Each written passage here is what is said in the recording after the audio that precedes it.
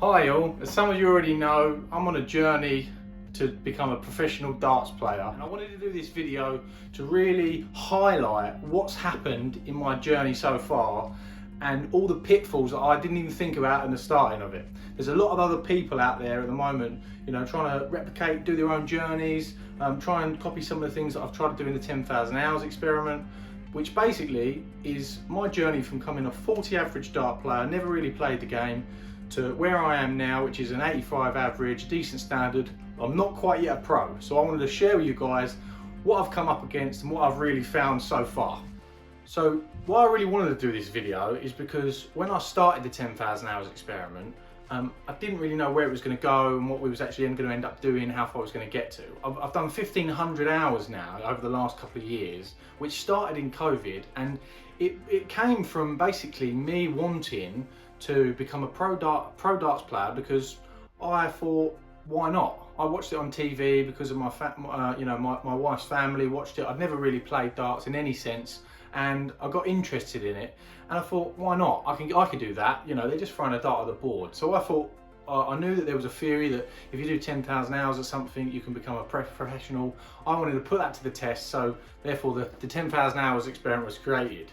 Fast forward, 1,500 hours, which I'm at now, I've learned a lot on the way, and I've been humbled by the experience so far. So I wanted to share because it's a bit of a buzz at the moment. Everyone wants to be a pro player. There's a lot of talk about how much money pros are earning, and I really wanted to just sort of encapsulate what I've learnt in taking a couple of steps closer to becoming a pro darts player. My journey already is a lot closer than I thought it would be at this point in time, and I want to be there where I want to be in 2 years' time. I want to be a professional darts player. That's my goal, and I'm on track to that. But the key thing to me is a true professional darts player is someone who does that day in, day out, which again, only time will tell what that entails. So my life has been transformed by darts. I never thought I would be so engrossed, so wrapped up in darts life. I thought it'd be something that I'll just do and practice an hour in the morning, practice an hour in the 3 hours here and there. It's not happened that way. You can't, I've realised you can't do it that way. And I'm someone who has a busy job, busy lifestyle.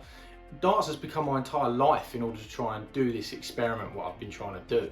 And I don't think people realise how difficult that is. And I wanted to really get that across. So, for me, I have to sit down with my wife and literally go, right, what are we going to plan out? What are we going to do here? What competitions am I going to do? All of that stuff, I didn't really think about in the beginning. I just thought, honestly, I thought that I could, after watching the World Championships, I'd sit at home and I'd think, I could just keep throwing at this board, keep hitting averages more and more and more, and then before you know it, I'll just walk onto the pros. That's not at all the case. I hate to poo-poo anything that someone's trying to do right now, but if you want to be serious and do your own journey and get there and become maybe a pro dart player, then you've got to take the steps that you need to do. And step one of that is, first of all, is carving out the time that it takes to practice of your life at the moment. If you've got a busy job, you're going to have to be really realistic about, do you even change your job so it can either get a board up at work, get a board up at home. My boards had to be actually moved to the kitchen, and I've moved it about 4 different times in different places, because actually when you throw a dart at the wall, even if you've got a soundproof room, it still wakes people up. It's not convenient to practice unless you work from home, and you're on your own. It's very inconvenient for people. So I have to get up at 5 in the morning, or practice at work, after work, to actually fit in the hours I need to work on my throw and work on the actual technical side of things. So I just thought I'd get that point across first of all.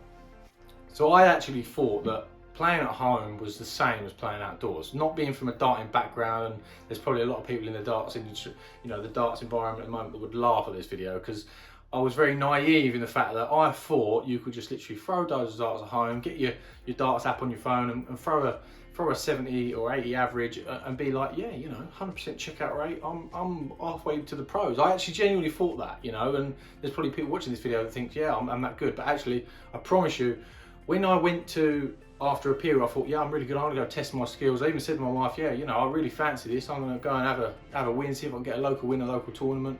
I was absolutely battered beyond belief. And you know what? It's exactly what I needed. I didn't realise how niche and how sort of skilled and used to people playing under pressure, counting under pressure was a massive thing for me. How different it is from playing at home on your board. Even now, I can play at home on my board and have no problems whatsoever, hitting 100% checkout rates, don't miss a double, throw 100 averages. The difference in doing that in a competitive environment, after a couple of days of play even, or, just after travel, all them things make a big difference. So the first thing I'd say, if you want to get yourself on a journey towards darts stardom, the first step is don't just get good at home, get good and test yourself against other people. Test yourself against people in real life. Online darts was a big step for me. It was during COVID times when I started playing, online darts, again, we had a dart league and the IDB and stuff like that.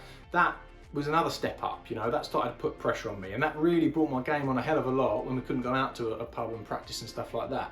So that was the first thing. The second thing I noticed was when I went out, how still naive I was in terms of counting and the number side of the game.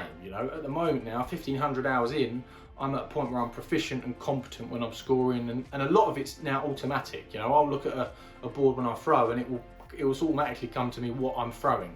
I don't add it up or take it away. First of all, when I went out, I felt embarrassed. I was standing at the oche going, oh my God, I don't know what I'm doing here, and these guys are letting me know I don't know what I'm doing. They're saying chalk, and I'm like, what are you talking about?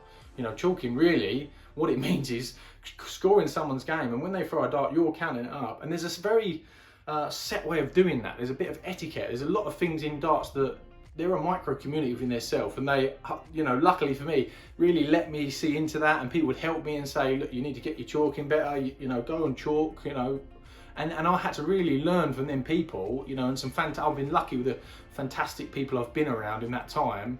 That's really helped my game get to where it even is now. So yeah, that's two things there straight away that I learned very quickly is get out in the environment and understand darts better. Number 3 would be, once you actually get into the environment, what I realised is how much travel, how many late nights. Dart players are machines at staying up late, let me tell you.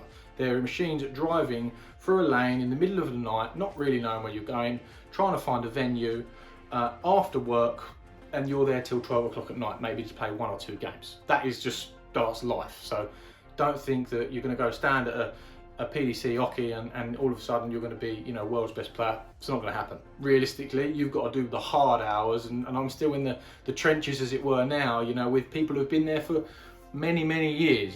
People have been doing it 20-30 years and have the dream that I'm trying to do, and the rank to be trying to become a pro dart player, and they're still trying to do it now.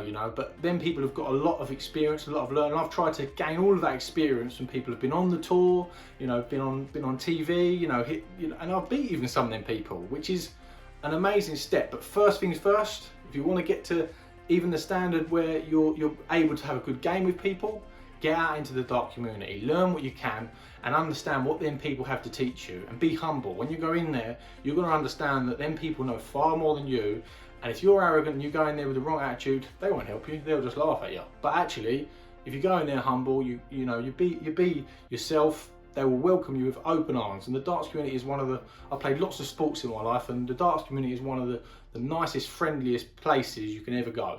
So that's the first tip. Food and drink is a really big one. I did not even think for a second that would come into my mind when I started doing the 10,000 hours experiment. I thought, yeah, we'll be fine, we'll just do whatever and see how we go, and I can eat healthy. I've always been so healthy and unhealthy. I eat rubbish sometimes, but generally I'm not super unhealthy. But at the end of the day, it doesn't really matter. What you'll realise is if you go start playing out in darts venues and social clubs and stuff like that, there is nothing to eat most of the time. And if there is something to eat, you are going to be eating rubbish. So don't hammer it on yourself going out late nights when your body doesn't really like it. Try to eat at least good in the day. It's not realistic. You're not going to rock up with a salad and eat a salad. It's just not realistic because there's too much preparation involved, because someone will say, oh, do you want to come to this event? Do you want to come to this? It's not going to realistically happen to meal prep and stuff like that. If it does, fair play to you, you'll be doing great. But I'm quite an organised person, I couldn't do it. So you end up having a pizza on the fly, a burger, chips, whatever. It's going to happen. So just be prepared for that and try and look after your body. when you don't do that a little bit, so you know you don't have a heart attack or you don't have something go wrong with you halfway down the line. So that's one thing. But also drink is really important. I don't actually personally drink a massive amount. You know, I go to a party, I have a good drink and whatever, just as much as the next person. But generally, I'm not a big drinker. So I decided at the start of the experiment to see if I could sort of not be a typical drinking dart player, which is just my own personal preference. But a lot of people in the beginning, when I was sort of struggling with games, said, oh, it's pressure and stuff like that. And I knew myself it wasn't. I've done a lot of pressurised sports and the adrenaline thing is not a problem to me. What I did realise a little bit later down the line, that whatever you start out like and however you practice like under pressure, that's what your body gets used to. So if I'm playing a tournament now and I have a drink, my body's got used to the adrenaline and me playing and my throw without it. So it will soon tell me, if I've had a drink, it will start going all over the place. So I actually play worse now with a drink than I do without one. And that's just a fact. I've tried it many times, that's just what it is. But by the same token, if you're someone who drinks regularly and then goes and try and play not drinking, it's going to do exactly the same thing and affect you quite badly because you're used to the adrenaline and the rhythm of your throw, and it's a timing thing as well. And you'll play differently under high adrenaline to what you will, you know, playing yourself. That's why I say it's the first thing to go out and play in them environments. And that will get different again if you go, say, a challenge tour, Q school, that adrenaline level will just go up and up and up. So just bear in mind, that's a big change to get used to as well. Don't think, oh, I've had a terrible tournament. It's probably just because you're not used to it, you know, you're not used to that first bit of pressure. And also the tiredness is a massive, massive thing. Tiredness in terms of mentally, physically, after a long weekend like the Q school, for example. I remember the first year I went to Q school, I was busted. I did it in some of my videos, but I literally, my arm was in pieces, I was mentally tired, and we didn't even drive that far. It was only Milton Keynes for me, so it was an hour and a half. But actually, I was physically exhausted because I wasn't used to standing up, throwing, you know, collect throw. It's a lot of standing up, it's a lot of throwing, and it's a lot of mental fatigue. You know, it's like watching something completely vividly, focusing for all that time is very, very tiring. So just bear that in mind, is something to factor in. So another key point is when you're doing hours and doing practice and trying to get better, it doesn't matter what level you're at, and even if you don't want to be a professional dart player and you just want to get a bit better, a really, really key thing is understanding your own game. I've become somewhat of a mini expert on throws and the analytics and the mechanics behind it. A lot of people that, you know, I know have played on the programs and they don't even talk half about as much as what I looked into it, because I've had to understand how to shortcut things and how to get better at certain things. So I've had to look at everything on a technical point of view. The key thing is knowing your own game and knowing if your dart's going one way or it's going the other, knowing why it's doing it. So you've got to really, if you want to get better in darts, you've got to learn to understand what your own throw is doing. Everybody's throw is different. Just by looking at something, you can get an idea what someone's doing, but no one will know more than the person throwing the dart, because they can eventually feel what they're doing. But you've got to build up that knowledge in terms of what you actually are doing with your throw. So I know if I'm doing something specifically, I'll feel it, but I've put the hours in to know what exactly that's done. And that's really sums that part up. So a really important topic for me is when I've watched pros and the best players in the world, I've had a chance to sit right behind and watch them play, watch what they do, and I've really studied, been the era of praise, form of pros. Lots of people have been at the pinnacle of the game, you know, I've spent days with, you know, I've spent hours with, sitting, talking, picking their brains. And what I've really, really learned is to get anywhere in any sport, but just the same as darts, professional darts is no different to any other sport. To get to the pinnacle of the sport, you really have to, and even to get to a level that's not the pinnacle of the sport, you know, say you want to get to beating everyone in the pub, you have to be relentless in what you're doing. You have to be obsessional. You have to put the hours in. You have to put the time in, and the difference between the people who average or you know, they get second place and they don't go on to win is they never stop. You know, Michael Smith's a great example. Just kept on going, kept on plugging away. Everyone's giving him abuse, thinking he's good. At that point, he could have gone, you know what? I've had enough of this. Off you go. But he didn't. World champion, pinnacle of the sport, beat the best player arguably ever to pick up a dart, aside from the master, Phil Taylor, who's won more than anyone will probably ever win. But you know what kept him there? Obsession. Complete and utter obsession to keep winning and winning and winning. Not even to win the prize money in the end. It's just to keep battering people and boosting his ego and keep pushing forward. That's why he was the greatest ever, in my opinion, because it doesn't matter who come on top now, who come on board, that man would have gone to whatever end he could to beat them people. That is just a fact of darts, which I've fully understood. And before I got involved in darts, it's easy to go, oh yeah, there was no one as good as him. It wouldn't have mattered if you put him in any time frame. Someone who's that much of a champion will come up to whatever level it needs to. So for me, understanding what makes them tick is a really, really key point. In the 10,000 hours experiment and so far, nearly 3 years in, I've achieved some local tournament wins. I've done well at Super League, I've done some things that I really wanted to do so far. I'm at the point now where it's getting even more serious than it started off. I'm going to take real big steps forward now over the next year or two to actually turn him from what you could class as semi-pro, because I'm getting some income from it in little ways, but not enough to be able to even step and make that jump. So I need to basically make a bigger jump forward to start becoming a professional dart player, which, this year will be really important, but there is a lot of ebbs and flows in a journey. No matter what level you want to get to, you will have peaks and you will have troughs, and the troughs may last for ages. I got to be able to play at home and hit 75, 80 averages within, a year. That's what sort of I got to. But that is a big difference between hitting an 80 average and doing loads of practice to actually finishing at 80 in a pub, for example, or even 80 at a tournament. That's a massive, massive difference, which it's taken me, nearly 3 years to understand all them elements of it and get to where I need to get to take the next step. So when it goes low, and it will, no matter how good you are, no matter how much sort of arguable talent you've got, no matter how many hours you've put in, what will happen in your game, and I've experienced this many times already, and I'm sure I'll have even more and even worse lows.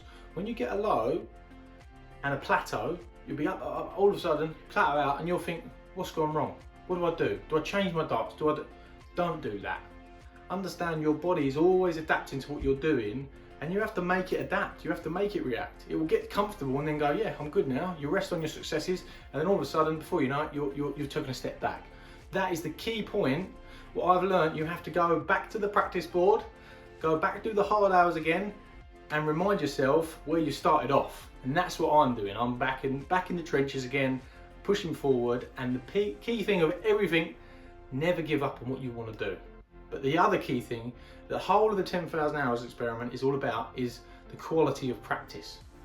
I've done 1,500 hours of quality practice and playing.